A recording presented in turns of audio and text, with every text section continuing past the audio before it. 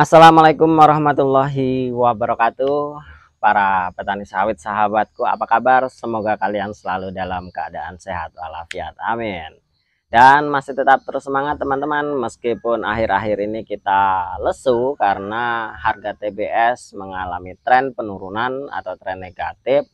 Dan tentunya kita harapkan situasi ini cepat berakhir dan kita sebagai petani kecil tentunya kita harapkan jangan terlalu lama terdampak dari situasi ini dan kita kembali ke masa kejayaan kita sebagai petani sawit.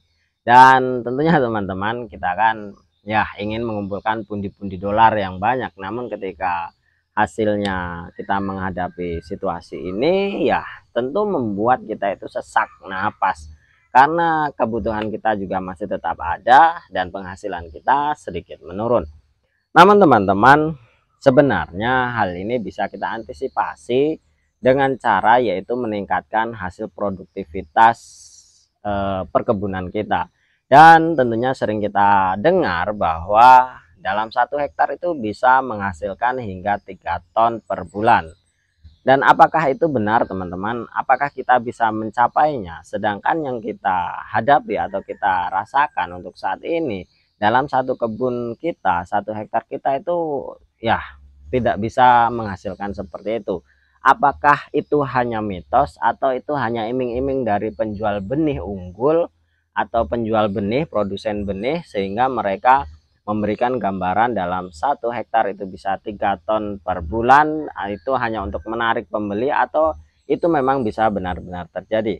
Nah teman-teman, kalau menurut saya itu bisa benar-benar terjadi dengan produktivitas TBS yang sedemikian, itu memang ada benarnya. Namun ada beberapa syarat yang harus kita penuhi supaya kita itu benar-benar mendapatkan hasil yang sedemikian. Tentunya dengan hasil 3 ton per bulan, meskipun harga TBS itu turun, ya kita masih akan bisa mendapatkan hasil atau uang itu yang lumayan ketika harga TBS misalkan Rp1.000.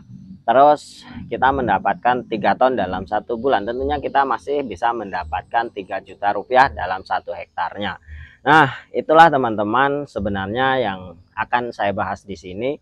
Apakah bisa kita menghasilkan 3 ton dalam 1 hektar? Tentunya persyaratannya adalah yang pertama, kita harus menggunakan benih unggul teman-teman, atau benih yang memang benar-benar bersertifikat, benar-benar jenisnya, varietasnya kita tahu, asal usulnya dari mana. Dan tentunya mengapa saya sarankan untuk menggunakan bibit yang berkualitas atau bibit yang bersertifikat lah, kira-kira seperti itu. Karena benih-benih ini sudah melalui proses seleksi yang ketat, terus prosesnya pembuatannya juga dari penelitiannya juga sudah sedemikian rupa sehingga kita memang bisa mendapatkan hasil yang lumayan. Yang kedua teman-teman, benih unggul ini biasanya potensi kegagalannya itu kecil. Memang masih tetap ada. Dalam 100 butir biji mungkin ada 1, 2, atau 3 batang yang memang benar-benar tidak bisa kita gunakan. Dari mulai penyemaian, mungkin ketika kita sudah tanam pun masih potensinya masih ada kemungkinan untuk buah tersebut atau batang tersebut tidak berbuah atau cukup negatif lah hasilnya seperti itu. Dan hal itu adalah hal yang wajar. Namun berbeda dengan benih yang memang kita asal-asalan mengambilnya atau membelinya seperti itu, atau kita tidak tahu asal usulnya, tentu potensi kegagalan per 100 batang kira-kira seperti itu akan lebih besar, persentasenya akan lebih besar. Mungkin kalau kita menggunakan benih yang bagus, benih yang bersertifikat, itu mungkin persentasenya hanya di bawah 5%. Dan tentunya sudah banyak buktinya dengan benih yang asal-asalan itu kegagalannya, potensi kegagalannya itu bisa sampai 40%, dan itu sangat-sangat merugikan teman-teman. Ketika kita sudah menanam sawit, terus 4 tahun kemudian kita harusnya dapat menghasilkan, tiba-tiba pohon tersebut ternyata pohon yang tidak bisa menghasilkan. Tentunya kita akan tanam lagi dan kita akan menunggu 4 tahun kemudian, dan tentunya 8 tahun itu kita akan rugi. Itulah faktor yang pertama, adalah kita harus menggunakan benih yang bagus. Faktor yang kedua adalah usia panen teman-teman. Tentu ketika usia panen kita masih muda, ya kita tidak akan bisa mendapatkan hasil yang sudah disebutkan tadi, atau 3 ton per hektar. Kalau seandainya usia 4 tahun ke bawah tentunya masih sekitar 1 ton sampai 1,5 ton seperti itu per bulannya, bahkan bisa lebih rendah dari itu. Ketika naik usia hingga umur 6 tahun barulah kita bisa menghasilkan 3 ton per hektarnya seperti itu. Karena ketika tandan TBS-nya itu sudah besar, maka hasilnya pun akan ikut besar, dan itulah usia minimal teman-teman kita mendapatkan 3 ton per hektarnya seperti itu. Jadi kita harus tahu, kita harus sabar, jangan terus kita menjudge, menghakimi bahwa oh ini adalah bohong ketika usia tanam kalian itu masih 4 tahun kok saya tidak mendapatkan 3 ton per hektar. Ternyata benih ini bohong atau benih ini palsu, atau memang ini hanya sekedar mitos, dan teman-teman harus mengerti hal tersebut.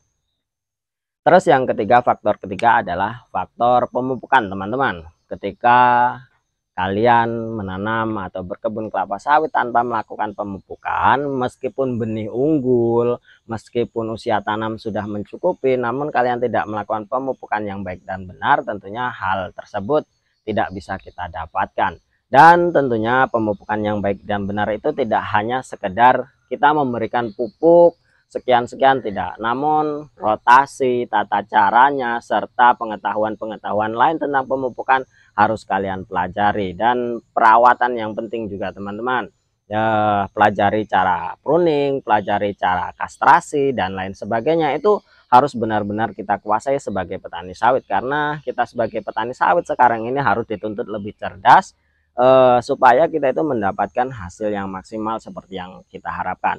Nah, itulah teman-teman 3 faktor yang mempengaruhi atau yang bisa menyebabkan kita mendapatkan 3 ton per hektar.